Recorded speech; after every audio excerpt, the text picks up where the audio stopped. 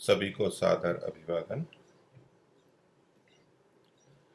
सत्यार्थ प्रकाश एकादश समुल्लास। सत्यार्थ प्रकाश के एकादश समुल्लास में विभिन्न आर्यावर्तीय मतों की समीक्षा की गई है। अभी यहाँ प्रसंग अद्वैत मत का चल रहा है। शंकराचार्य आदि शंकराचार्य के मत की विवेचना चल रही है। तो इसमें बहुत कुछ हम देख चुके हैं। आज ये 13वीं कक्षा है। मेरी पुस्तक में परोपकारिणी सभा अजमेर 39वें संस्करण में 352वां पृष्ठ है। आप अपनी पुस्तक में ये प्रसंग देख सकते हैं। सूत्र कई दिए हुए हैं। वेदांत दर्शन के 10 सूत्र दिए हैं, जिसमें नेतरोनुपपत्ते है, नेतरोनुपपत्ते है, ये एक सूत्र प्रारंभ में है और बाकी कुल ये 10 सूत्र हैं, गहरे अक्षरों में आपको मिलेंगे। इससे हम आज का नया प्रारंभ करेंगे। नया प्रारंभ करें उससे पहले कल वाला जो प्रसंग था अंतिम भाग, उसमें एक बात की और विवेचना बाकी थी, उसको हम अभी करेंगे। तो वहाँ महर्षि ने एक बात लिखी। पांचवा पिछला सूत्र था, उसके अर्थ को बताते हुए महर्षि ने लिखा, उसको एक बार पूरे को पढ़ लेते हैं और फिर उसमें जो बिंदु है उस पर विचार करते हैं कि जब योगी का सत्य संकल्प होता है तब स्वयं परमेश्वर को प्राप्त होकर मुक्ति सुख को पाता है। वहां स्वाधीन स्वतंत्र रहता है। मुक्ति में जैसा संसार में एक प्रधान दूसरा अप्रधान होता है, वैसा मुक्ति में नहीं, किंतु सब मुक्त जीव एक से रहते हैं। तो ये जो पांचवा सूत्र था, अतएव च अनन्याधिपति, उसका कोई अन्य अधिपति नहीं होता, स्वामी नहीं होता, इसकी व्याख्या महर्षि ने की है। वेदांती लोग यहाँ ये कहते हैं कि वो स्वयं ब्रह्म बन जाता है तो उसका कोई अधिपति नहीं रहता है। महर्षि दयानंद जो व्याख्या कर रहे हैं कि जैसे लोक में एक दूसरे के अधिपति होते हैं जीव, वैसा वहां पर जीव परस्पर नहीं होते हैं, सब समान होते हैं। परमात्मा जो अधिपति है वो तो रहेगा ही, ब्रह्म जो अधिपति है उसका निषेध यहाँ पर नहीं हो रहा है। तो महर्षि इसको इस तरह से प्रस्तुत कर रहे हैं, जो कि इसका ठीक अर्थ है। तो यहाँ सब मुक्त जीवों के एक जैसे रहने की बात कही गई है। वहाँ एक प्रसंग आता है कि मुक्त जीव मुक्ति में ज्ञान आदि की प्राप्ति करता है, प्रकृति में भ्रमण करता है, लोकांतरों में भ्रमण करता है। वो स्वयं नहीं कर सकता, लेकिन उसकी इच्छा मात्र से परमात्मा की सहायता होती है और वो परमात्मा उसको वहाँ पहुँचाता है और परमात्मा के माध्यम से ही वो ये सब जानता है। आत्मा बिना साधनों के स्वयं अपने आप में कुछ जान नहीं सकता है। बद्धावस्था में रहता है तो इन सूक्ष्म शरीर, इंद्रियां, ज्ञानेन्द्रियां, कर्मेंद्रियां, अंतःकरण, इनके माध्यम से वो जान पाता है, क्रियाएं कर पाता है। लेकिन मुक्ति में परमात्मा की सहायता से जानता है, क्रियाएं होती हैं, देशांतरगमन होता है, जहां चाहता है वहां अव्याहत गति से पहुंच जाता है। इसको यूं कहें कि परमात्मा उसको वहां पर पहुंचा देता है, तो वहां वो जानता रहता है। तो इस दृष्टि से कुछ लोग ये मानते हैं कि मुक्ति में जब कोई गया, अभी प्रारंभ है और 36,000 बार सृष्टि बने बिगड़े, 31 नील 10 खरब 40 अरब, बहुत लंबा काल है, तो वो जानता रहता है। और इससे क्या होगा कि जो नया नया मुक्ति में प्रविष्ट हुआ है उसका ज्ञान कम होगा और जो पुराना हो गया है उसका ज्ञान अधिक होगा। जैसे यहाँ लोक में देखा जाता है, वैसा ही वो मुक्ति में भी घटाते हैं। लोक में हम नया व्यक्ति नया विद्यालय में गया है बच्चा, तो जितना पुराना होता है वो पढ़ता जाता है तो उसको अधिक ज्ञान होता है। नया वाला छोटा होता है और पुराना वाला बड़ा होता है, वरिष्ठ हो जाता है वो। तो महर्षि यहाँ कह रहे हैं कि वो कोई प्रधान अप्रधान नहीं होता, सब समान रहते हैं। और दूसरी तरफ ज्ञान की बात आती है, और इसके साथ साथ एक बात और जुड़ी हुई है कि जितना जिसका अधिक ज्ञान होता है उसको आनंद भी उतना अधिक होता है। ये महर्षि दयानंद ने सत्यार्थ प्रकाश में लिखा है। उस वचन को हम अभी देखेंगे, ये नवम समोल्लास के अंतर्गत है। तो वो इसके साथ साथ ये मानते हैं कि मुक्ति में ज्ञान बढ़ेगा तो आनंद भी बढ़ता चला जाएगा, आनंद बढ़ता चला जाएगा। तो ऐसे मुक्ति के अंत तक ज्ञान बढ़ता जाएगा और आनंद भी बढ़ता जाएगा। तो इससे क्या निकल करके आएगा कि मुक्त आत्माओं का सबका ज्ञान बराबर नहीं होता, उनको आनंद भी समान नहीं होता, उसमें भिन्नता होती है। तो यहाँ जो सब मुक्त जीव एक से रहते हैं, कोई प्रधान अप्रधान नहीं होता है, ये महर्षि का कथन उसके विपरीत जाता है। तो महर्षि के जिस नवे समोल्लास के वचन के आधार पर ज्ञान की वृद्धि होने पे आनंद की वृद्धि होती है, ये जो कथन किया जाता है, उस वचन को भी देखते हैं, क्योंकि उस वचन में और इस वचन में फिर ये भिन्नता आ रही है। उसको अगर इस तरह से माने कि ज्ञान बढ़ता है तो आनंद भी बढ़ता है, और तो फिर यहाँ फिर एक जैसे नहीं रह सकते। वो प्रसंग है नवे समोल्लास में, मेरी इस पुस्तक में तो 297वां पृष्ठ है, आप अपने उसमें देख सकते हैं। मैं थोड़ा संकेत बता देता हूँ। ये नवे समोल्लास के अंतिम भाग में है, उसके 5-6 पृष्ठ पहले, समाप्ति से पहले, जहाँ की मनुस्मृति के बहुत सारे श्लोक दिए गए हैं। उन श्लोकों से पहले के ये अनुच्छेद हैं, जिसमें कि प्रश्नकर्ता का प्रश्न ये है, ये मैं 296वां पृष्ठ पढ़ रहा हूँ और आगे 297 पे मुख्य बात आएगी। प्रश्न ये था कि जैसे शरीर के बिना सांसारिक सुख नहीं भोग सकता, वैसे मुक्ति में बिना शरीर आनंद कैसे भोग सकेगा। मुक्ति में आनंद होता है ये मानते हुए कथन है, तो बिना साधनों के कैसे भोग सकेगा। इसका उत्तर महर्षि कहते हैं कि इसका समाधान पूर्व कर आए हैं।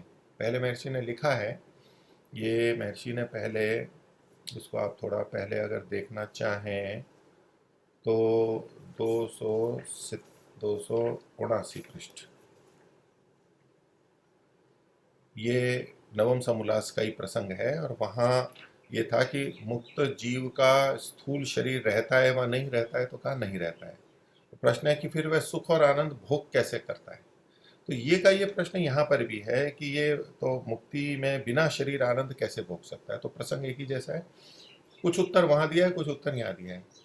तो वहाँ महर्षि कहते हैं कि उसके सत्य संकल्प आदि स्वाभाविक गुण सामर्थ्य सब रहते हैं आत्मा के, और भौतिक संग नहीं रहता है, यानी प्रकृति से संबंधित जो है वो नहीं रहता। फिर श्रृण्वन श्रोत्रम भवति स्पर्शयन त्वक भवति, ये शतपथ कंडिका, ये शतपथ के वचन से मिलता जुलता वचन दिया है।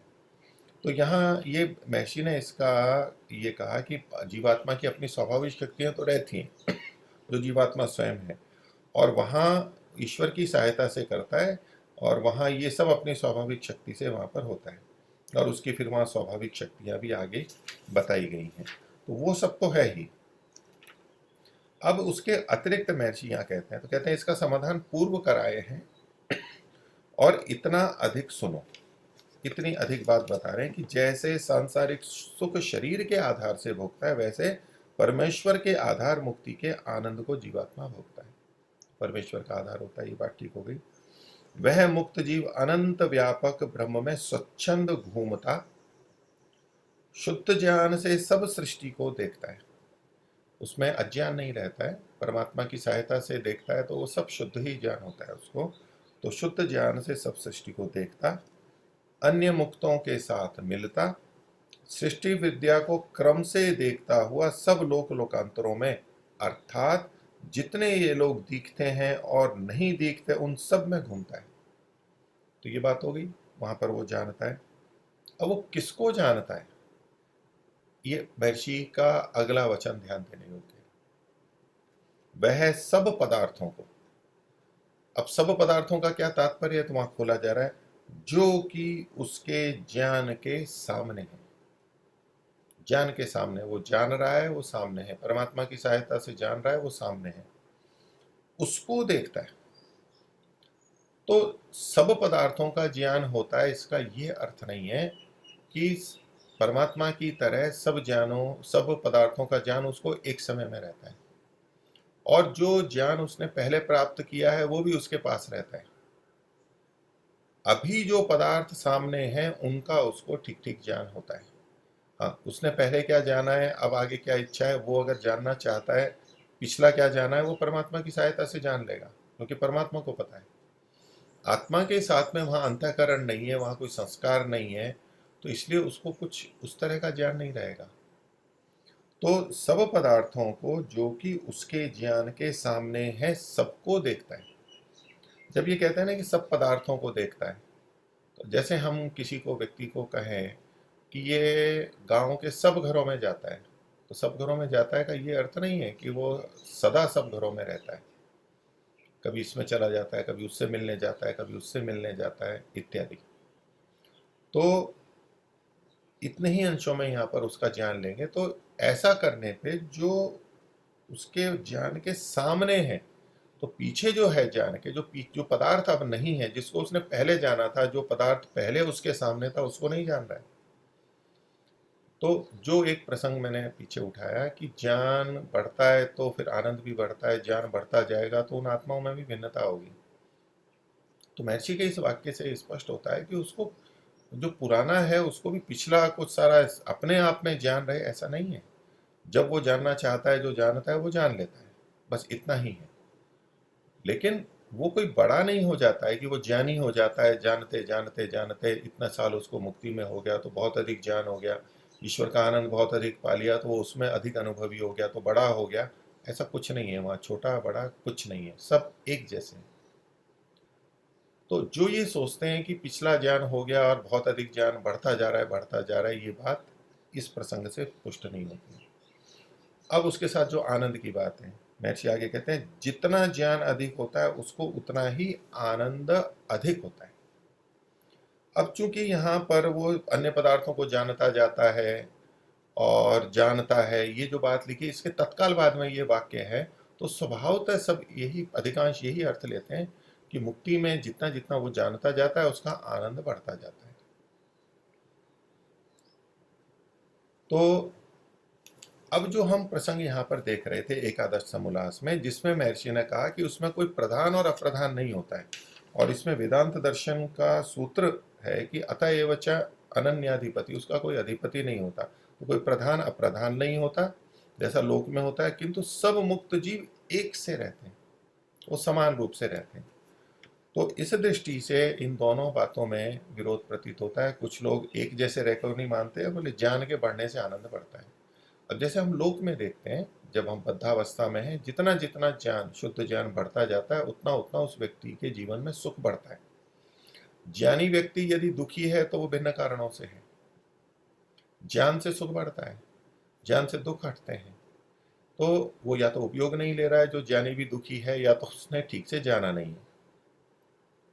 वो अपवाद छोड़ दीजिए, नहीं तो ज्ञान से सुख बढ़ता है। तो यहाँ की तुलना में, यहाँ चूंकि जितना ज्ञान होता है मुक्ति में उसको अधिक ज्ञान होता है, जब चाहे जो ज्ञान होता है, तो यहाँ की तुलना में वहां पर अधिक ज्ञान होने से अधिक आनंद होता है। ये एक युक्ति यहाँ तक तो ठीक है, लेकिन मुक्ति के काल में भी आत्माओं में ज्ञान की भिन्नता होने से आनंद की भिन्नता होगी, ये कथन उस कथन से विपरीत पड़ता है, और इसमें कुछ तर्क युक्तियों के भी विपरीत जाता है। आगे देखिए, जो इस नवम समोल्लास में ही मैंने वाक्य बोला उसके आगे कि जितना ज्ञान अधिक होता है उसको उतना ही आनंद अधिक होता है। मुक्ति में जीवात्मा निर्मल होने से पूर्ण ज्ञानी होकर, अब यहाँ पर पूर्ण ज्ञानी भी लिखा है और पीछे लिखा था सब पदार्थों को जानता है, तो लेकिन इसका तात्पर्य क्या है? पूर्ण ज्ञानी होकर उसको सब सन्निहित पदार्थों का भान यथावत होता है। सन्निहित पदार्थों का भान यथावत होता है। पीछे जो महर्षि ने लिखा था जो कि उसके ज्ञान के सामने है, ये दोनों एक ही बात है। तो आत्मा के सन्निधि सन्निहित पदार्थ, उसके निकट और उसके सामने जो पदार्थ हैं उनका भान उसको यथावत होता है। इस रूप में वो पूर्ण ज्ञानी है। परमात्मा की तरह पूर्ण ज्ञानी नहीं हो सकता है कि जो सदा सबको जानता है क्योंकि वो तो सब जगह है, आत्मा तो एक देशी है, तो जहां है वहीं का ही जानता है। तो इससे क्या पता लगता है कि चाहे मुक्ति में गई भी आत्मा कितनी भी पुरानी हो गई हो, कितना भी अधिक समय हो गया हो, जानेगा तो वो उन्हीं को जो सन्निहित पदार्थ हैं। अब जो मुक्ति में नई आत्मा गई है वो जिन पदार्थों को सन्निहित हो रहा है और उसको जान रहा है ईश्वर की सहायता से, उसी को जानता है। जो पदार्थ सन्निहित नहीं है उनको नहीं जानता है। ये उसके जानने का जो है कि सन्निहित पदार्थों को का यथावत भान होता है। तो जो सन्निहित नहीं है, अर्थापत्ति ये निकलेगी कि जो सन्निहित नहीं है उनको वो नहीं जानता है। तो मान लीजिए जो पुराना मुक्तात्मा है, उसने पहले जिन सन्निहित पदार्थों से ज्ञान प्राप्त किया, अब दूसरों से कर रहा है, तो जहाँ जिसके सन्निधि में है उसको जान रहा है, लेकिन उसको पिछला सारा ज्ञान है और उसके ज्ञान की वृद्धि हो गई है, ऐसा नहीं इससे सिद्ध होता है, ऐसा नहीं समझना चाहिए। और इसमें जो तर्क युक्तियां और अन्य शास्त्रों के हमारे कथन हैं, जो मुक्ति में ज्ञान की वृद्धि, आनंद की वृद्धि मानते हैं, वो भी इन बातों को बोलते हैं। एक तो कहते हैं कि मुक्ति की प्राप्ति पर व्यक्ति कृतकृत्यता अनुभव करता है। ईश्वर को पाने पर मुक्ति को पाने पर व्यक्ति कृतकृत्यता अनुभव करता है। कृतकृत्यता का मतलब है कि जो करना था वो कर लिया, जो पाना था वो पा लिया, अब इससे अधिक कुछ पाना नहीं है, जो पाना था वो पा लिया। तो जब पाना था वो पा लिया और वो कृतकृत्य है, तो ईश्वर का आनंद पा लिया। तो यदि हम ज्ञान की वृद्धि मान रहे हैं और ज्ञान की वृद्धि होने के साथ साथ आनंद की वृद्धि मान रहे हैं, तो ईश्वर के आनंद में भी वहां भेद मानना पड़ेगा। तो जो मुक्ति में पहले गया है उसका आनंद कम है और बाद वाले का अधिक है। तो पहले वाले को जो ईश्वर का आनंद कम मिल रहा है, मात्रा में, गुणवत्ता में, वो कृतकृत्यता कैसे कही जा सकती है कि जो करना था कर लिया और जो पाना था वो पा लिया। जो पाना था वो पा लिया ये नहीं कह सकता है, क्योंकि उसको ये भी होगा कि अभी तो आगे जैसे जैसे ज्ञान बढ़ेगा और मुक्ति के इतने लंबे काल में ईश्वर का आनंद भी बढ़ता जाएगा, बढ़ता जाएगा, बढ़ता जाएगा, क्योंकि ज्ञान बढ़ना है उस मान्यता के अनुसार। तो उस मान्यता के अनुसार फिर मुक्ति में कृतकृत्यता नहीं हो सकती है, कि कृतकृत्यता का कथन के विरोध में जाता है। और जब ये महर्षि का ये वचन मानते हैं हम 352 वाला नवे एकादश समोल्लास का, कि सब मुक्त जीव एक से रहते हैं, तो एक से रहते हैं तो न कोई बड़ा है न छोटा है, न कोई प्रधान है न अप्रधान है, न किसी को अधिक ज्ञान है न किसी को कम ज्ञान है। आनंद भी किसी को कम है किसी को अधिक है, ऐसा नहीं, सबको समान आनंद है परमात्मा का। तो ये जो भेद है ये लोक में है, बंधन में है, मुक्ति में ये कोई बात नहीं है। इसी बात को सूत्रकार वेदांत दर्शनकार कह रहे हैं और महर्षि ने भी उसी को खोला। तो इसलिए जो ये साथ में मान लेते हैं विचार करके, वो शास्त्रों के विपरीत चला जाता है, महर्षि के वचनों के विपरीत चला जाता है। और अगर ऐसा हो तो बस, तो फिर तो करते रहो, मुक्ति में भी फिर प्रयास करना पड़ेगा, आगे और आनंद मिले और ज्ञान मिले। वहां वो ज्ञान प्राप्त करना चाहता है करेगा, नहीं करना चाहता है नहीं करेगा, ईश्वर के आनंद में कोई कमी नहीं है, वो तो समान है। तो ये जो वचन है महर्षि का कि किंतु सब मुक्त जीव एक से रहते हैं, उसमें प्रधान अप्रधान नहीं होता है, तो इस दृष्टि से वहां जो ज्ञान के बढ़ने से आनंद की वृद्धि कही है, वो सांसारिक दृष्टि, सांसारिक तुलना में मुक्ति की तुलना से कही गई है। संसार में भेद होता है, ज्ञान की वृद्धि और आनंद कम ज्यादा होता है, और संसार की अपेक्षा मुक्ति में भेद होता है। यहां तक वो बात ठीक है, लेकिन मुक्ति में भी ज्ञान का भेद होता है, ये उस प्रसंग में से नहीं लेना चाहिए, ये वहां का तात्पर्य नहीं है, नहीं तो इन वचनों से विरोध आता है। तो इस बिंदु पर चर्चा पिछले वाला जो हमारा वचन था उस पर मैंने आपके सामने कुछ रखा है। अब आगे का जो नया भाग है उसको लेते हैं। तो पीछे 5 सूत्र जो नवीन वेदांती ने वेदांत दर्शन के दिए थे और उसमें जीव और ब्रह्म की एकता बताने का प्रयास किया था, महर्षि ने कहा कि इसके ये अर्थ नहीं है, सही अर्थ फिर महर्षि ने बताए, और उन सही अर्थ के आधार पर जब हम विचार करते हैं तो जीव और ब्रह्म की एकता सिद्ध नहीं होती। अर्थात उसमें जो जीव ब्रह्म की एकता का कथन पूर्व पक्षी ने, नवीन वेदांती ने किया था, महर्षि ने उसका निषेध कर दिया, खंडन कर दिया। अब इसके आगे की इस पृष्ठभूमि में आगे है कि जो ऐसा न हो तो, कैसा ना हो तो, जीव और ब्रह्म अलग अलग ना हो तो आगे के महर्षि ने वेदांत दर्शन के ही 10 सूत्र दिए, या संख्या 1 से 10 तक लिखी हुई है। ये संख्या तो इस सत्यार्थ प्रकाश की है, और उसके आगे सूत्रों की संख्या भी लिखी हुई है। ये पहले अध्याय के पहले आर्निक के आगे संख्याएं लिखी हुई है, उतना उतना है। दूसरे आर्निक के भी कुछ सूत्र हैं 3। तो उस संख्या के अनुसार यदि इन सूत्रों को वेदांत दर्शन में देखना है तो ये वेदांत दर्शन की संख्या के अनुसार देखना होगा, ये 1 से 10 वाली संख्या के अनुसार नहीं देख सकते। 1 से 10 वाली संख्या का लाभ ये है कि महर्षि ने जो इनके आगे अर्थ किए हैं व्याख्या की है 1 से 10 तक की, उसको हम 1 को 1 से जोड़ेंगे, 2 को 2 से जोड़ेंगे और क्रमशः हम व्यवस्थित देख पाएंगे।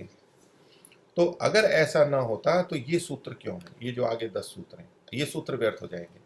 यदि जीव और ब्रह्म की एकता मानी जाए जैसा कि नवीन वेदांती मान रहे हैं, तब तो ये आगे के सूत्र व्यर्थ हो जाएंगे। फिर ये कथन क्यों हुआ? क्योंकि इन 10 सूत्रों में महर्षि बता रहे हैं जीव और ब्रह्म की भिन्नता है। तो जैसे पूर्व पक्षी ने अपनी बात रखी थी कि देखो इन सूत्रों में जीव ब्रह्म की एकता है, उसका तो महर्षि ने निषेध कर दिया कि वहां ये अर्थ ही नहीं है। अब अपने पक्ष में महर्षि दयानंद लिख रहे हैं कि देखो वेदांत दर्शन में ये 10 सूत्र उन्होंने यहाँ लिख दिए, अन्य भी हो सकते हैं कि इनमें जीव और ब्रह्म की भिन्नता का पता लगता है, आत्मा और परमात्मा भिन्न भिन्न है, ये यहाँ से पता लगता है। तो वेदांत दर्शन के 2 सूत्र भिन्न भिन्न सूत्रों में विरोध नहीं होगा कि कुछ सूत्र जीव और ब्रह्म की एकता वाले हों और कुछ सूत्र जीव और ब्रह्म की भिन्नता वाले हों, ऐसा नहीं होगा। पूरे शास्त्र का सिद्धांत एक ही है और वो है जीव और ब्रह्म की भिन्नता होती है, और उसी के लिए महर्षि ने ये 10 सूत्र दिए हैं। तो ये लिखते हैं कि जो ऐसा न हो तो। अब हम एक एक करके सूत्र लेंगे, पहले एक सूत्र लेंगे और फिर उसका महर्षि का किया हुआ अर्थ या व्याख्यान देखेंगे, ऐसे क्रमशः आगे आगे चलेंगे। तो पहली संख्या पे सूत्र है नेत्रोनुपपत्ते है, न इतर उपपत्ते है, न इतर उपपत्ते है। दूसरे की उपपत्ति सिद्धि न होने से, किस रूप में? सृष्टि के रचयिता के रूप में, कि सृष्टि का रचयिता ब्रह्म है, अन्य कोई सृष्टि का रचयिता नहीं है, किसी की सिद्धि नहीं होती है। हम कोई सिद्धि नहीं होती है मतलब प्रमाणित नहीं होता है, कोई जीव इस सृष्टि को बना देगा ये प्रमाणित नहीं हो सकता है। कोई जीव की इतनी शक्ति सामर्थ्य नहीं है कि वो उसको बना दे। तो इस प्रसंग में ये था, इससे भेद पता लग गया कि जब ये कहा जा रहा है कि ब्रह्म के अतिरिक्त अन्य कोई सृष्टि का रचयिता नहीं है, तो अन्य कोई है तभी तो ये कहा जा रहा है। वो अन्य कौन है? जीव के लिए है। इसलिए महर्षि इसका अर्थ करते हैं, देखिए नीचे, कि ब्रह्म से इतर, इतर यानी भिन्न, जीव सृष्टि करता नहीं है, ब्रह्म ही सृष्टि करता है। क्यों नहीं है? क्योंकि इस अल्पज्ञ अल्प सामर्थ्य वाले जीव में ज्ञान भी कम है और सामर्थ्य भी कम है, सृष्टि कर्तृत्व नहीं घट सकता। यानी सृष्टि का बनाना, सृष्टि का जो बनाने वाला है वो सृष्टि करता है, तो सृष्टि कर्तृत्व उसमें घट ही नहीं सकता, यानी वो संभव ही नहीं है कि उसको कर सके। इससे जीव ब्रह्म नहीं है, जीव ब्रह्म से भिन्न है, ये सिद्ध होता है। तो सूत्र ने तो केवल इतना कहा था कि सृष्टि रचयिता ब्रह्म ही है, उस अन्य की सिद्धि न होने से, यानी अन्य जो जीव है वो सिद्ध नहीं होता है कि उसने सृष्टि की रचना की है, आत्मा सिद्ध नहीं होता है कि उसने सृष्टि की रचना की है। तो यहाँ भेद कथन सिद्ध हो रहा है। ये जो व्याख्या की गई है, जो प्रसंग में बात कही है, उससे ये तात्पर्य स्पष्ट होता है। क्यों होता है ऐसा? क्योंकि ये सूत्र आत्मा और परमात्मा को भिन्न मान करके ही कहा गया है। पीछे ये बात है तब ये सूत्र है। अगर वो उसको एक ही मान रहे होते तो नेत्रोनुपपत्ति बन ही नहीं सकता। इसको कहते हैं अधिकरण सिद्धांत। कोई बात व्यक्ति कह रहा है तो उसके पीछे क्या मान करके कह रहा है ये हमें पता लग जाता है। तो उसके आधार पर महर्षि कह रहे हैं कि देखो ये जीव और ब्रह्म को भिन्न मानते हैं। ये पहला हुआ। दूसरा देखिए, भेद व्यपदेशाच, भेद यानी भिन्नता का, व्यपदेश यानी कथन होने से। शास्त्रों में कथन मिलता है ब्रह्म और जीव का, ब्रह्म और आत्मा का भेद कथन, तो वो वचन महर्षि दे रहे हैं। कहाँ उपदेश दिया गया है? ऐसे बहुत सारे उपदेश हैं, उनमें से एक वाक्य यहाँ महर्षि ने लिया है। ये तैत्तिरीय उपनिषद का है, प्रसिद्ध वाक्य है, रसम ह्येवायं लब्ध्वा आनंदी भवति।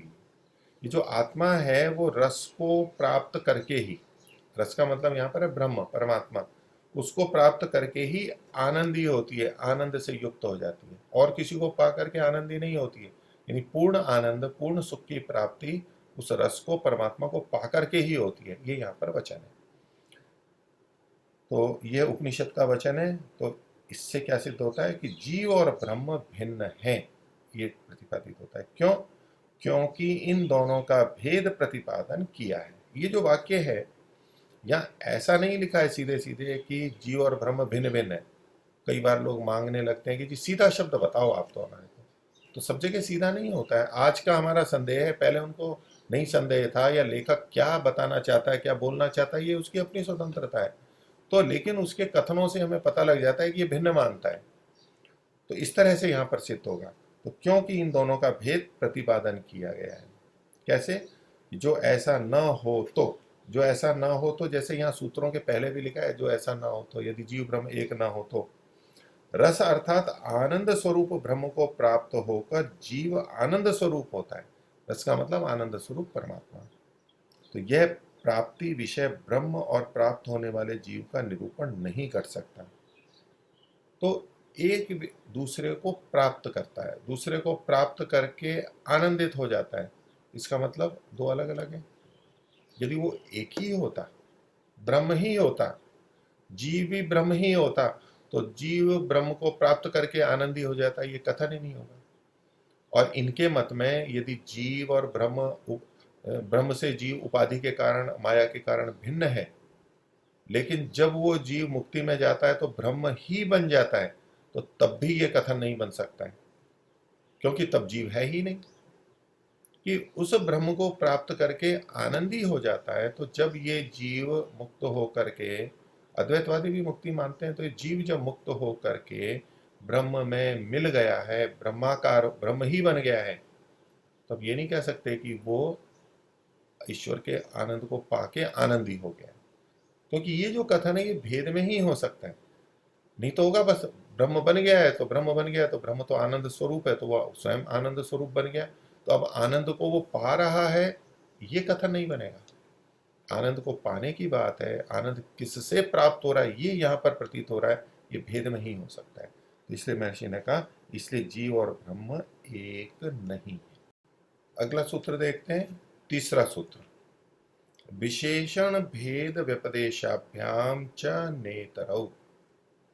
तो विशेषण और भेद, विशेषता को विशेषण बोलते हैं और भेद यानी भिन्नता, इसका कथन मिलने से, यानी शास्त्र में इस तरह का कथन मिलता है, इससे न इतरौ, तो दूसरे जो दो हैं वो नहीं हो सकते।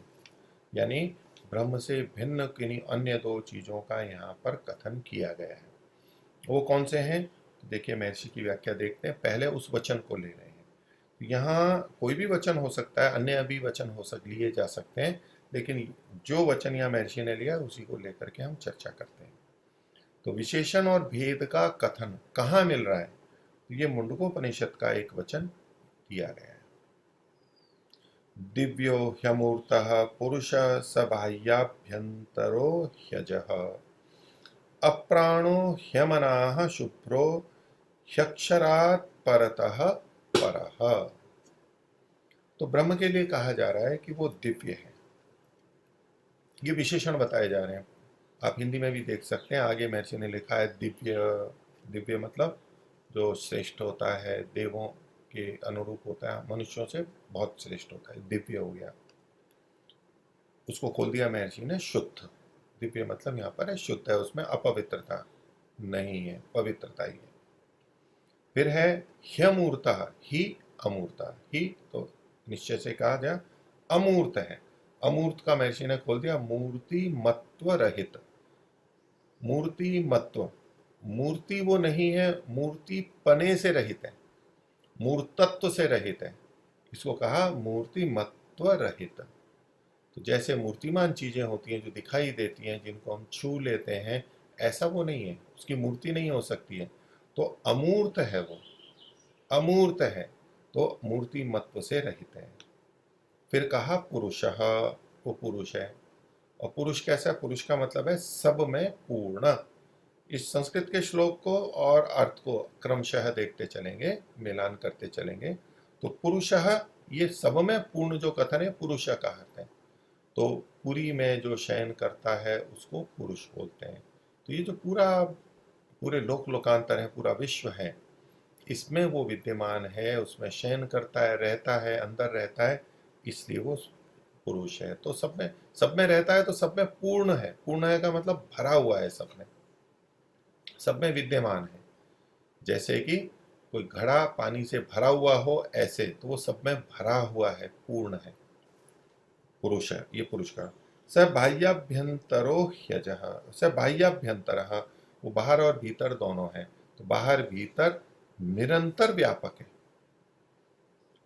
देखिए बाहर और भीतर, यहाँ श्लोक में तो था बाह्याभ्यंतर, वो बाहर और भीतर है। वैसे तो तात्पर्य से स्पष्ट हो जाता है कि वो बाहर है और भीतर भी है, दोनों एक साथ है, तात्पर्य ले सकते हैं। लेकिन कई बार समझने वाले कुछ अर्थ अलग ले लेते हैं, तो फिर व्याख्याकार उसको स्पष्ट करते हैं। कोई कह सकता है कि भाई ये बाहर भी जाता है, बाहर और अंदर दोनों रहता है, ये व्यक्ति बाहर बाहर और अंदर सोता है, ऐसा किसी के लिए कथन करें तो हम क्या अर्थ लेंगे कि कभी बाहर भी सो जाता है कमरे के और कभी अंदर भी सो जाता है, कभी छत पे भी सो जाता है, कभी अंदर भी सो जाता है। तो ये बाहर और अंदर सोने वाला है। तो इसका ये मतलब नहीं है कि एक ही समय में बाहर भी है और अंदर भी है।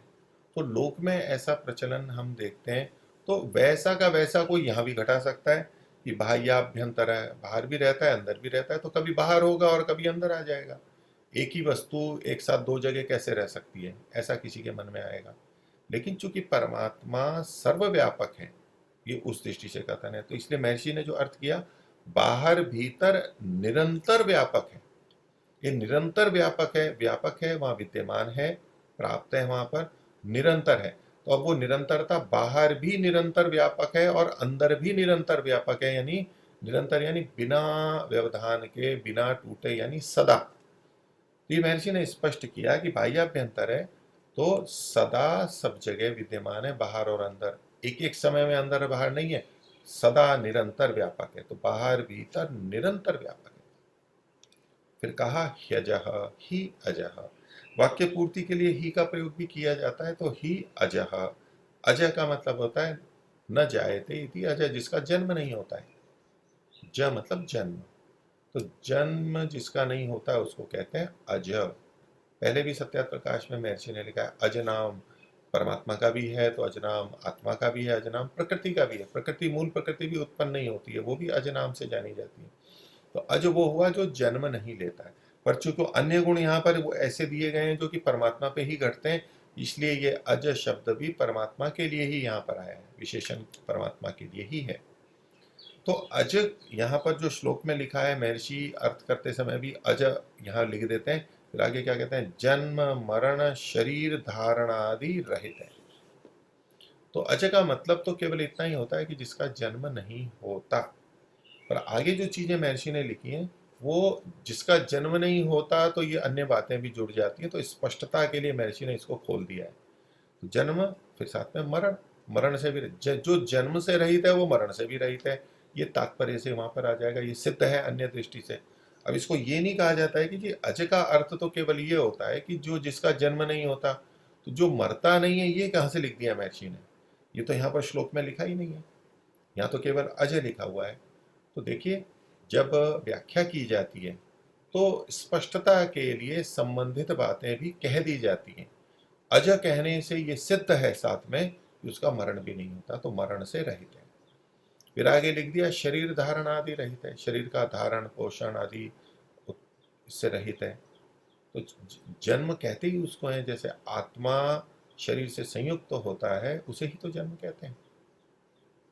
अगर वैसे देखा जाए तो आत्मा उत्पन्न नहीं होता है, नित्य है, वो भी अज है, तो उसका तो जन्म नहीं होता है। तो जन्म इसे ही कहते हैं, आत्मा का जन्म हुआ मतलब वो शरीर से संयुक्त हुआ है। तो परमात्मा जब अज है तो इसका मतलब है कि वो शरीर धारण से रहित है। परमात्मा का जन्म नहीं हुआ, इसका मतलब है शरीर को धारण नहीं किया। तो ये स्पष्टता के लिए महर्षि ने लिखा है। और जो विभिन्न महापुरुषों को, बड़े व्यक्तियों को बहुत से लोग भगवान मान लेते हैं, तो वो इससे भी खंडित होता है, क्योंकि उनका जन्म भी होता है, उनका मरण भी होता है, वो शरीर को धारण करते हैं, शरीर के लिए अन्न जल आदि का ग्रहण करते हैं, वो भगवान नहीं हो सकते। यानी इससे अवतार का भी निषेध होता है कि वो शरीर को धारण नहीं करता, अवतार ले रहा है यानी शरीर धारण कर रहा है। तो अज का जो ये महर्षि ने व्याख्या की, वो तात्पर्य से ये कोई गलत अर्थ नहीं है, इसको स्पष्टता के लिए खोल दिया है। आगे कहा अप्राणो, जिसके प्राण नहीं है। अब प्राण का मतलब ये जो हम श्वास लेते हैं, तो इसलिए महर्षि ने यहाँ दो बातें रखी, श्वास और प्रश्वास। तो अंदर लेना और छोड़ना, ये जो दोनों हैं, ये जिसमें नहीं होते।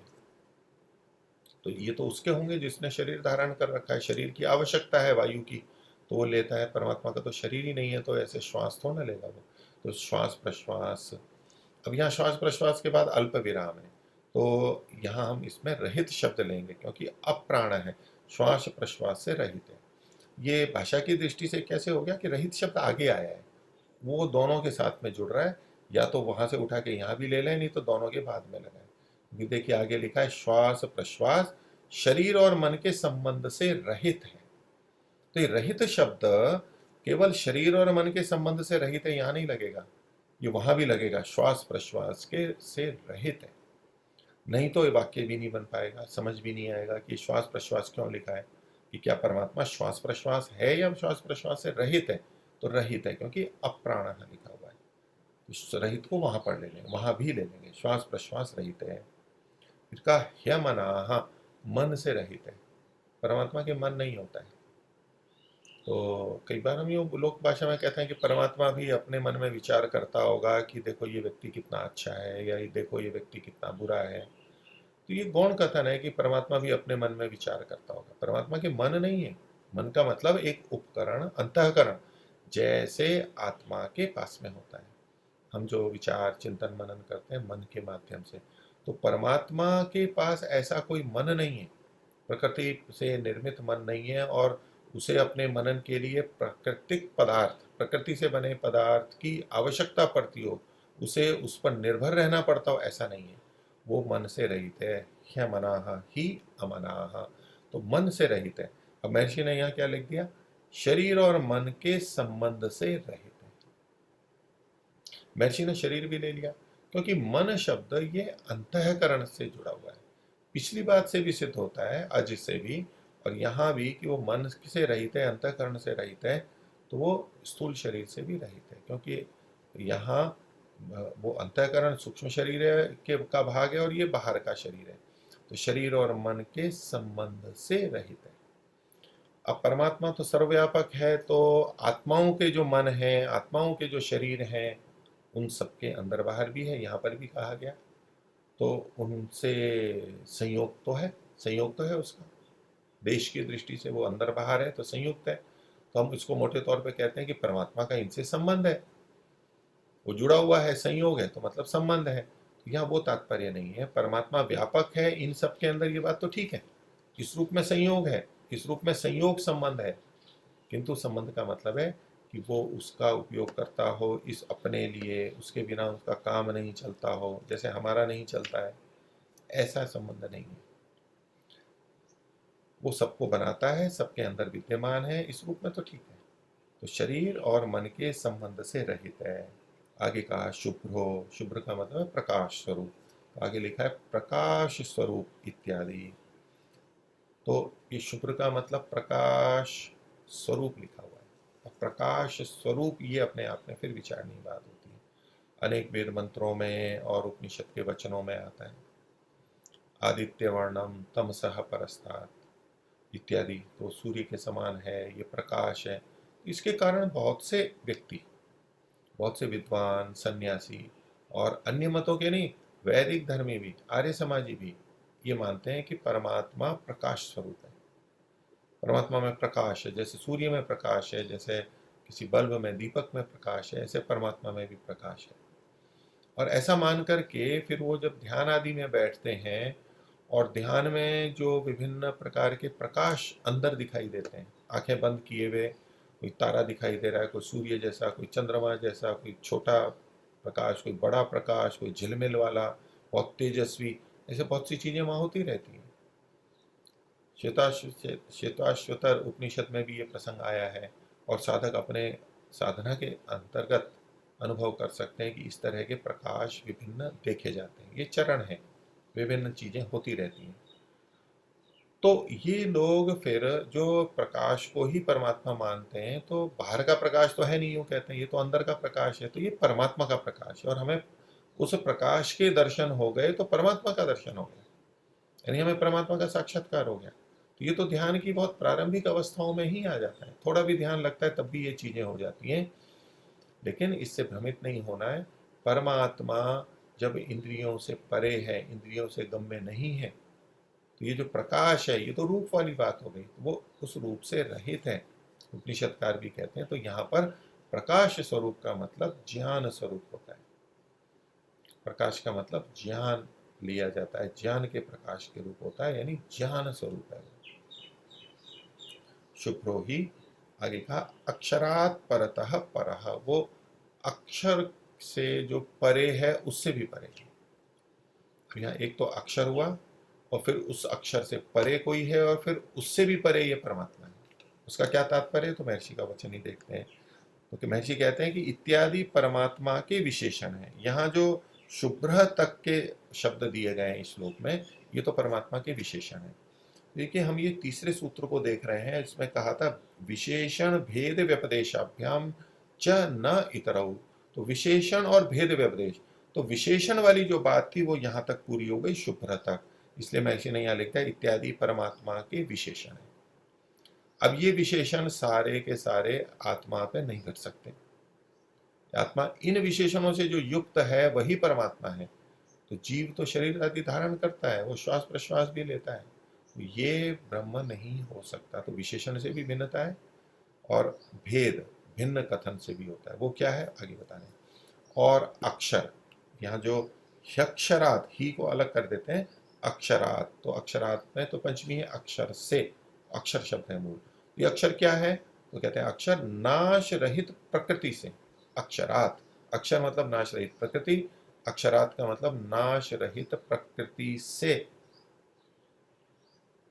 तो नाश रहित प्रकृति कैसी है, प्रकृति का नाश होता है। तो यहां ये जिस प्रकृति का नाश नहीं होता उसका ग्रहण होगा, यानी मूल प्रकृति। कार्य जगत जिसको हम प्रकृति कह देते हैं स्थूल रूप से, ये वैसे दर्शनों की भाषा में विकृति कहलाती है। ये बनी हुई है, ये तो नष्ट होती है, बिगड़ती है, वापस अपने मूल रूप में चली जाती है। तो अक्षर का मतलब यहाँ पर लेंगे मूल प्रकृति। तो कहते हैं अक्षरात परतः, तो अक्षर के जो परे है। तो यहाँ महर्षि ने लिखा अर्थात नाश रहित प्रकृति से परे, अर्थात सूक्ष्म जीव। तो प्रकृति से परे कौन है, प्रकृति से अधिक सूक्ष्म कौन है, तो वो जीव है। मूल प्रकृति भी सूक्ष्म है, मूल प्रकृति भी सूक्ष्म है, मूल प्रकृति के जो कण है वो भी सूक्ष्म है। वो कण जो कि अक्षर है, कभी नष्ट नहीं होते, इसका मतलब है कभी बनते भी नहीं है। जिसका नाश नहीं होता है तो बनता भी नहीं है वो, यानी नित्य है, अज है, जिसको अजा कहा गया प्रकृति को।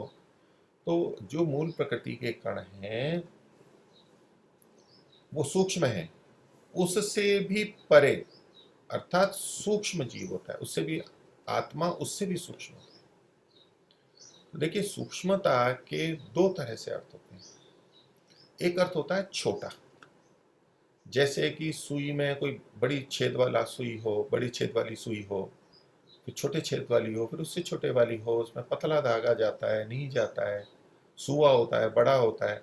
तो जब ये छोटा छेद होता है वो कहते हैं इसका छिद्र सूक्ष्म है, इसका छिद्र बड़ा है। तो ये जो स्थूल और सूक्ष्म, सूक्ष्म शब्द का प्रयोग छोटे के अर्थ में भी होता है। तो प्रकृति के कण बहुत छोटे हैं, ये भी बात ठीक है, इसलिए उनको सूक्ष्म कहा जाता है, और वो दूसरी चीजों में प्रविष्ट होते हैं। और आत्मा उससे भी सूक्ष्म है, उससे भी छोटा है। तो छोटा अर्थ जब किया जाता है यहां तक तो ठीक है, लेकिन ये परमात्मा के संदर्भ में नहीं घटेगा, जो कि आगे बात कही गई है कि नाश रहित प्रकृति से परे अर्थात सूक्ष्म जीव, और उससे भी परमेश्वर परे अर्थात ब्रह्म सूक्ष्म है। अब जब हम ये अर्थ करते हैं कि छोटा, तो प्रकृति छोटी है, प्रकृति के कण छोटे हैं, और आत्मा उससे भी छोटा है, यहां तक तो घट गया। अब आत्मा से भी छोटा, आत्मा से भी सूक्ष्म परमात्मा है, ब्रह्म है। तो हम ये कैसे कह सकते हैं कि आत्मा से भी छोटा या सूक्ष्म परमात्मा है? छोटा नहीं है, उसको तो सर्वव्यापक माना है, पीछे ही कह करके आए, निरंतर अंदर और बाहर है, सर्वव्यापक है, ये सिद्ध है, महर्षि भी मानते हैं। तो ऐसे में परमात्मा सूक्ष्म कैसे है, छोटा कैसे है? तो उपनिषद के वचन भी ऐसे मिलते हैं, तो लोग बाग उस पर पूरा ध्यान नहीं देते। उसमें लिखा है कि अणोरणीयान महतो महीयान, परमात्मा के बारे में आता है कि वो अणु से भी अणु है, यानी छोटे से भी छोटा है, और वो महतो महियान, बड़े से भी बड़ा है। तो छोटे से भी छोटा है और बड़े से भी बड़ा है, यानी वो बहुत छोटा भी है और बहुत बड़ा भी है। ये दो बातें कथन की जाती हैं। एक भजन भी गाया जाता है इसी पंक्ति के आधार पर शास्त्र के, प्रभु तुम अणु से भी सूक्ष्म हो और गगन से भी विशाल हो। गगन बहुत बड़ा है, गगन यानी आकाश। तो तात्पर्य वहीं से लिया, कवि ने जो ये रचना की है ये इसी उपनिषद के वचन या ऐसे ही किसी वचन से लिया होगा उन्होंने उस तात्पर्य को। तो अणुरणीयान का कुछ लोग ऐसे अर्थ कर देते हैं कि वो छोटे से छोटा भी है और बड़े से बड़ा भी है। तो ऐसा कैसे हो सकता है कि कोई वस्तु छोटी हो और बड़ी भी हो? सापेक्षता से तो कह सकते हैं कि आंवले के सामने राई को रखें तो बोले ये छोटी है, और आंवले को कद्दू के सामने रखें तो बोले कि ये छोटा है। लेकिन राई के सामने तो आंवला बड़ा है, लेकिन कद्दू के सामने छोटा है। ये जो छोटा बड़ा कथन है ये सापेक्षता से तो हो सकता है, लेकिन ये कथन कि जो सबसे छोटा है वही सबसे बड़ा है, तो जो छोटे से छोटा है तो या तो वो छोटे से छोटा होगा और या वो बड़े से बड़ा होगा। एक नहीं हो सकता है। ये बुद्धि विपरीत है, ये तर्क विपरीत है। तो ये जो अणोरणीयान महतो महियान का लोग जो ये अर्थ कर देते हैं वो गलत अर्थ है। वहां तात्पर्य महर्षि के भाष्य को भी हम देखें, वो सूक्ष्म कहते हैं। जहां ये कहा गया भजन में भी प्रभु तुम अणु से भी सूक्ष्म हो, वहां सूक्ष्म का मतलब ये नहीं है कि वो अणु से भी छोटा है। छोटा नहीं, सूक्ष्म वो होता है जो उसके अंदर भी प्रवेश कर जाता है। जो दूसरे में प्रवेश कर जाता है वो सूक्ष्म कहलाता है। छोटे और बड़े की बात वहां नहीं है। तो परमात्मा सबसे बड़ा होते हुए भी, व्यापक होते हुए भी अन्यों में प्रवेश कर जाता है, इस दृष्टि से सूक्ष्म है।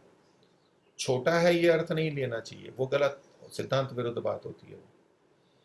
तो यहां जो कहा गया है कि नाश रहित प्रकृति से परे, अर्थात अक्षरात परतः पर, परे से भी परे, प्रकृति से परे अर्थात सूक्ष्म जीव, और उससे भी परमेश्वर परे है अर्थात ब्रह्म सूक्ष्म है, वो आत्मा के अंदर भी रहता है। तो यहां प्रकृति, आत्मा यानी जीव और परमात्मा तीनों को भिन्न भिन्न माना गया है। अब तीनों की तुलना की गई है और ये परमात्मा को बताया जा रहा है। परमात्मा कैसा है? अक्षरात परतः परः, अक्षर के परे जो है उससे भी परे है। अब परे का मतलब यहाँ पर सूक्ष्मता है। परे का अर्थ ये भी लोग ले लेते हैं भाई ये उससे परे है यानी दूर है, ये उससे परे है ये उससे दूर है। दूरी को भी हम परे से कहते हैं ना, ये उससे परे है, ये परे है, ये उरे है यानी निकट है। तो यहाँ पर का मतलब देश की दृष्टि से नहीं है कि प्रकृति हमारे निकट है, आत्मा उससे भी परे है यानी आत्मा उससे भी दूर है, और परमात्मा उससे भी परे है यानी उससे भी दूर है। ये तात्पर्य नहीं है। महर्षि के वचन एकदम स्पष्ट है, यहाँ पर का मतलब सूक्ष्मता इस अर्थ में लेना चाहिए। ऋषि लोग ये व्याख्याकार यही तो करते हैं, नहीं तो हम तो कुछ का कुछ अर्थ ले लेंगे। हम तो बस परे परे सोच रहे हैं, परे का अर्थ हम क्या लेंगे, हम अपने ढंग से ले लेते हैं। तो ऋषियों का कथन है तो परमात्मा सूक्ष्म है। तो यहाँ तीनों का कथन आया, अक्षर, उससे परे सूक्ष्म जीव और उससे भी परे सूक्ष्म परमात्मा ब्रह्म। तो परमेश्वर से परे अर्थात ब्रह्म सूक्ष्म है, तो उससे भी परे परमेश्वर, उससे भी परमेश्वर परे। तो परमेश्वर परे है मतलब ब्रह्म सूक्ष्म है। यहाँ परमेश्वर और ब्रह्म एक ही चीज को कहा जा रहा है, ये भिन्न भिन्न नहीं है। तो इससे क्या सिद्ध होता है? महर्षि के वचन देखिए, प्रकृति और जीवों से ब्रह्म का भेद, प्रकृति और जीव से परमेश्वर का भेद, ब्रह्म परमात्मा और जीव तक ही नहीं, प्रकृति से भी भिन्न है परमात्मा।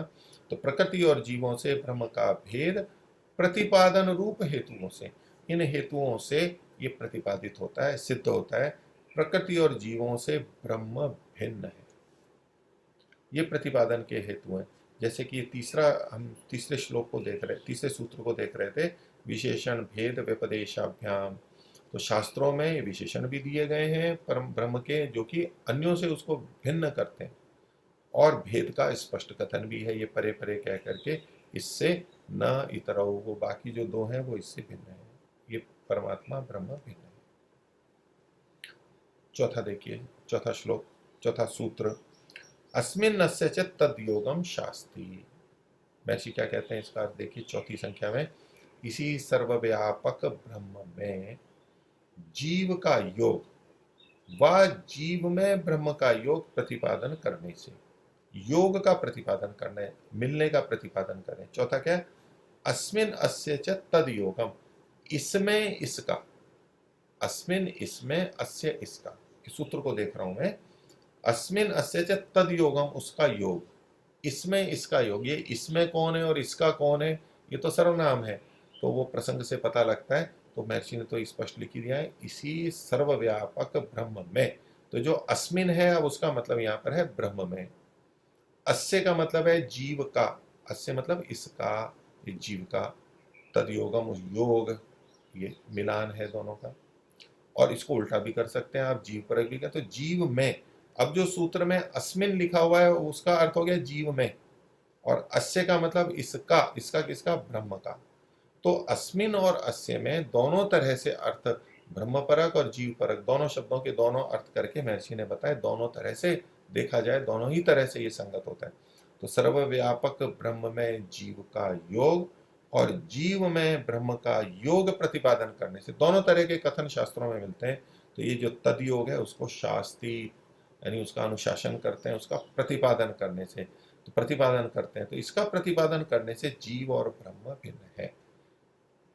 क्यों, ऐसा क्यों, क्योंकि योग भिन्न पदार्थों का हुआ करता है। अब दो पदार्थों का योग हो रहा है, दोनों हाथ जुड़ रहे हैं, तो दो भिन्न है, भिन्न मानना ही होगा।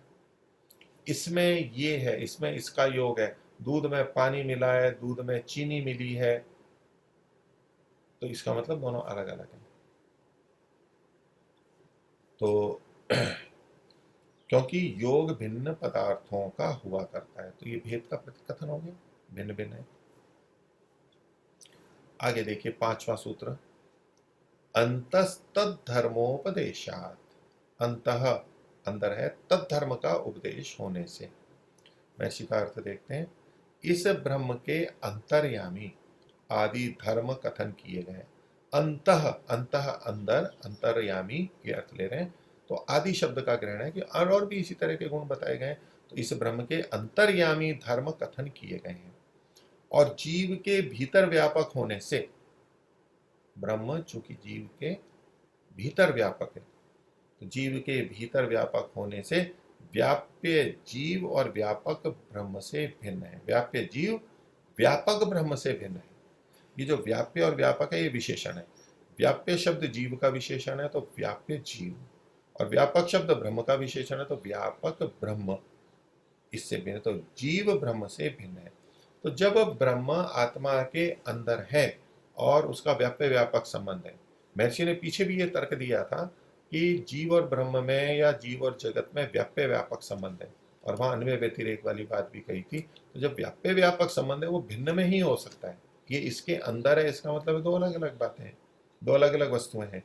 तो यही यहाँ पर कहा कि व्याप्य जीव व्यापक ब्रह्म से भिन्न है, क्योंकि व्याप्य व्यापक संबंध भी भेद में संगठित होता है।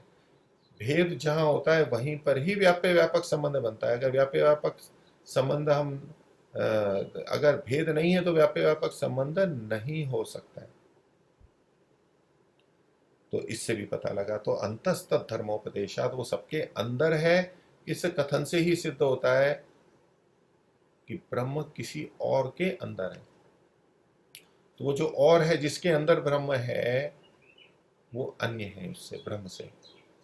नहीं तो ब्रह्म अकेला ही होता तो ये कथन ही नहीं होता कि ब्रह्म अन्यों के भिन्न अंदर है, वो तो बस अकेला है, अंदर और बाहर का कोई कथन ही नहीं होना चाहिए था। तो ब्रह्म इन सबके अंदर है, इससे पता लगता है कि ब्रह्म अलग है, और वो जिनके अंदर है, वो चाहे प्रकृति, मूल प्रकृति, प्रकृति से बने पदार्थ या आत्मा कोई भी हो, वो उससे भिन्न है, ये सिद्ध होता है। तो देखिए वेदांत दर्शन के भी हम सूत्रों को देख रहे हैं, उसमें ब्रह्म और जीव की भिन्नता प्रतिपादित हो रही है, प्रकृति की ब्रह्म से भिन्नता प्रतिपादित हो रही है। और पूर्व पक्षी ने, नवीन वेदांती ने कुछ सूत्र उठा के उनके गलत अर्थ करके ये सिद्ध करने का प्रयास किया था कि ये ब्रह्म और जीव एक ही है। तो महर्षि सिद्ध कर रहे हैं कि देखो आप जिस वेदांत दर्शन की बात कर रहे हो उसमें जीव और ब्रह्म की भिन्नता कितनी स्पष्टता से कही गई है।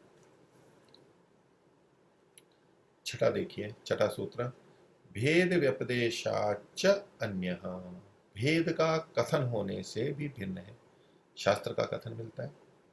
तो ये छठे के लिए महर्षि लिखते हैं, जैसे परमात्मा जीव से भिन्न स्वरूप है, परमात्मा जीव से भिन्न स्वरूप है, पीछे कई बातें बता दी हैं, उससे भी सिद्ध है।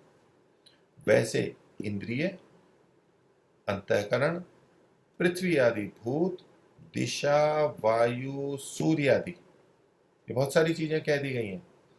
और दिव्य गुणों के योग से देवता वाच्य विद्वानों से भी परमात्मा भिन्न है। ये जो पहले कहा गया, आजीव से तो भिन्न हो ही गया, तो इंद्रियां, अंतःकरण, पृथ्वी आदि भूत यानी 5 महाभूत आ गए, दिशा, वायु और सूर्य आदि अन्य जो लोकांतर है वो सब आ गए, ग्रह उपग्रह, तो ये सब जड़ पदार्थ बता दिए गए। और चेतन पदार्थों में विद्वान को लिया गया, तो सभी का, मनुष्यों का, आत्माओं का भी ग्रहण हो जाएगा। विद्वान कैसे हैं उसका विशेषण है, दिव्य गुणों के योग से देवता वाच्य विद्वान। विद्वान जो है वो देवता वाच्य हैं, देवता वाच्य मतलब देवता शब्द के द्वारा जिनको कहा जाता है, वाच्य वाचक, देवता शब्द तो है वाचक, कहने वाला। किसको कह रहा है, तो विद्वानों को कह रहा है, तो विद्वान हो गए वाच्य। यहाँ शब्द है देवता वाच्य विद्वान, यानी जिन विद्वानों को देवता शब्द से कहा जाता है। और कितने स्थानों पर हम देखते हैं देवता शब्द जब आता है, देव शब्द जब आता है, तो महर्षि विद्वान अर्थ करते हैं। विद्वान को देव कहा जाता है, देव को विद्वान कहा जाता है, देव विद्वान होते हैं।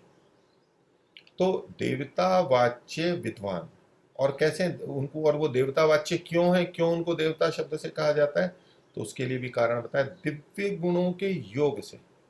चूंकि उन विद्वानों में दिव्य गुण होते हैं, कुछ कुछ विशेषताएं होती हैं, परमात्मा जैसी विशेषताएं किसी में नहीं हो सकती, लेकिन कुछ कुछ विशेषताएं सामान्य जो व्यक्ति हैं उनसे भिन्न होती है, विशिष्ट होती है।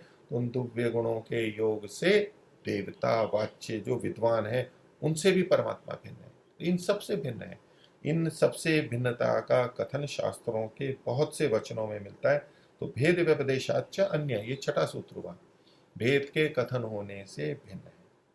यहाँ पर जो हिंदी में अर्थ लिखा है उसमें सूर्यादि के बाद में अल्प विराम लगा लेना चाहिए, क्योंकि नहीं तो क्या होगा, अंतःकरण, पृथ्वी आदि भूत, दिशा, वायु, सूर्य आदि दिव्य गुणों के योग से, अगर हम यहाँ अल्प विराम नहीं लगाएंगे तो सूर्यादि दिव्य गुण, दिव्य गुण कौन, सूर्यादि दिव्य गुण, उसके साथ में वो जुड़ जाएगा, जिसका फिर विद्वानों के साथ में संगति नहीं लग पाएगी उसकी। तो इसलिए वायु सूर्यादि यहाँ अल्प विराम ले लेना चाहिए, अथवा यहाँ कुछ सुझाव देते हैं, सूर्यादि से और दिव्य गुणों के योग से देवता वाच्य विद्वान। तो सूर्य आदि जो द्रव्य हो गए ये एक अलग हो गए, सारे जड़ पदार्थ, और विद्वानों का भी कथन किया, ये परमात्मा से भिन्न है। तो इस प्रकार हमने महर्षि के द्वारा वेदांत दर्शन के जो 10 सूत्र दिए गए उनमें से 6 सूत्रों को देखा, महर्षि के 6 अर्थों को देखा। आगे के सूत्रों को हम कल देखेंगे और उनकी व्याख्या देखेंगे। इस सब से महर्षि ये सिद्ध कर रहे हैं कि ब्रह्म जीव से भिन्न है, या कहें जीव ब्रह्म से भिन्न है। और न केवल जीव या आत्मा, बल्कि प्रकृति, मूल प्रकृति और कार्य जगत, कार्य पदार्थ, प्रकृति से बने हुई समस्त चीजें, वो भी ब्रह्म से भिन्न है। तो आज का विषय इतना ही रखते हैं। सभी को सादर नमस्ते। ओम शांति।